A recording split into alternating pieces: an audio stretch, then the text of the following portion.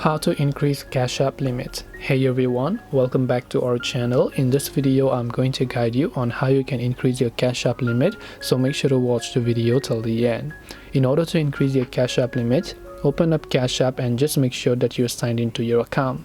Once you sign into the account, tap on the profile icon located at the top right hand side of the screen.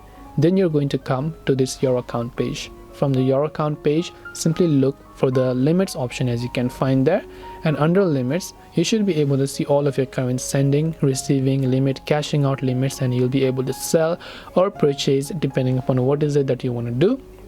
You can simply go ahead and find out those, and then you'll be able to change the limits after you verify your account.